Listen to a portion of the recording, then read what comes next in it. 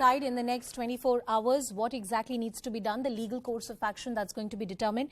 Purnima, coming back to you once again, and as you pointed out, that even if one were to believe that there's another General Council meeting that needs to be held, the numbers seem to be stacked up in the favor of EPS. And OPS, if he at all wants to regain some kind of power within the AIADMK fold, he needs to rope in few supporters to his side. The war and the turf war within the AIADMK has only weakened it after the demise of Jayalalitha. With this order, is it likely to worsen?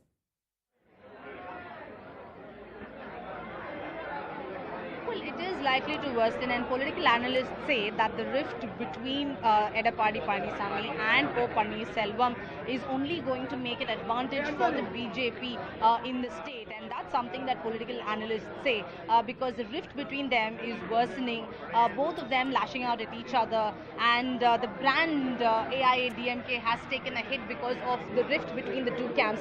Even now, when the verdict is in favor of O Panneerselvam, you can find OPS loyalists slashing out at EPS, and now EPS also trying to take all the legal routes possible to ensure that he remains the leader and the face of the ADMK. The rift is only going to worsen, and this is something that we could expect. More drama is likely to unfold because both of them and both their loyalists are now lashing out at each other. In terms of the numbers, we'll have to wait and see if O Panneerselvam can influence a couple of senior leaders, because at this point in time, most of the General Council members and leaders, senior leaders, are with EPS, and even many district secretaries are 70 of the 75. Therefore, numbers prove to be an advantage for EPS. But will OPS be able to pull in, or will a loyalist jump ship from the EPS camp? That remains to be seen. But will the next General Council happen? That itself is a question, because Edappadi Palaniswami will be moving the upper courts and will challenge the Madras High Court orders. So at this point in time, more drama is likely to unfold, and it looks unlikely for a General Council meeting to happen, because it is something that Edappadi does not want. He wants to be the interim General Secretary of the party and will try all the legal routes possible to ensure that that his position continues. All right, Purnima, stay with us on the broadcast. Sri Rajashekharan, who is a political analyst and expert, is joining us on the broadcast. Mr. Shekharan, thank you so much for speaking to us on the show. This is a big victory that the OPS side will claim and is claiming, and in many ways it's a relief that they've been waiting for. Translating that politically, how do you see this really turning out for the EPS camp and largely for the AIADMK? See, actually, ADMK was united and strong when EPS and OPS were together. Now, ADMK cadres have been demoralized, and the whole system of their hierarchy has been demoralized and destabilized for so many other reasons. Now, this verdict is going to only make the party strong, and it is not a victory for OPS or EPS. It's a victory for the cadre, because if they are united, they will be benefited. If they are going to fight within themselves, definitely it's advantage DMK and the other parties. But Mr. Rajashekharan, with this order, it doesn't look like that this factional fight is going to stop. It's only going to worsen. See, hypothetically, what you say is right, but as far as my opinion is concerned, I think they should learn lessons from this order. And they should know that only by uniting the party they can win the elections. By breaking the party, they cannot win the elections. They are going to lose the elections. And it's advantage DMK and other parties to win the elections. So if they are united, they can win. It is only in the interest of the party and cadres.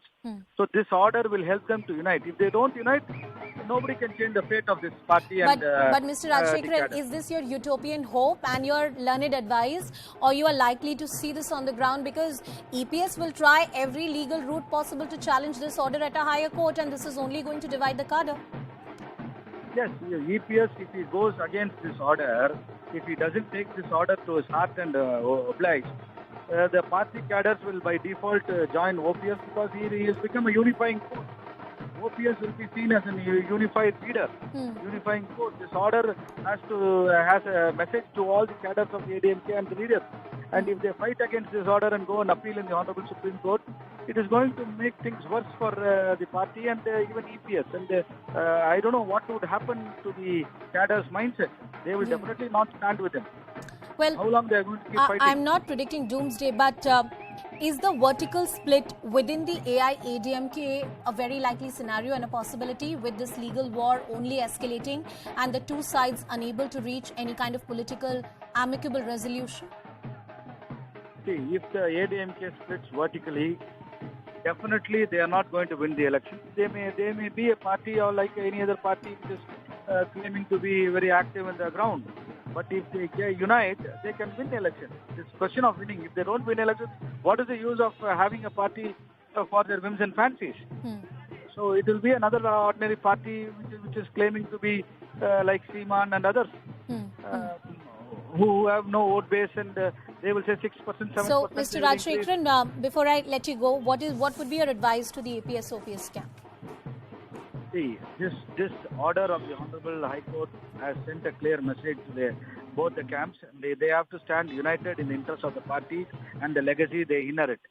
If they don't unite and they don't join hands, they are going to lose the battle. And the war will be won by the DMK by default. All right. Thank you, sir. Thank you, Mr. C Rajashekharan, for joining us on the broadcast. Those are the shots on your screen on the right-hand side as the OPS camp celebrates. Those are the cadres from the OPS camp who are out. There are drums and they're dancing, celebrating. Of course, this is a symbol of how the party continues to be divided between these two camps, and the effect has gone down to the cadres as well. Purnima continues to be with us on the broadcast. Purnima, once again talking about the political ramifications of it, and you pointed out that EPS will make sure that every possible legal route is taken to challenge this order. If one translates that into everyday politics, this is a split widening between the two top leaders of the AIADMK and a rift which can be advantage for the political opponents like the DMK. Absolutely, Edapadi will definitely challenge the High Court, the Madras High Court order that in fact pronounced orders in favor of O Panneerselvam. At this point in time, while Edapadi still enjoys the majority, the dual leadership formula is something that Edapadi was not happy about. He wanted to ensure that he gets more and more support and try to ensure that he has the numbers in his favor for the June 23rd General Council meeting to pass a resolution asking for a single leadership of the party. And before that, O Panneerselvam and his camp moved the Madras High Court. They did not get an order in their favor.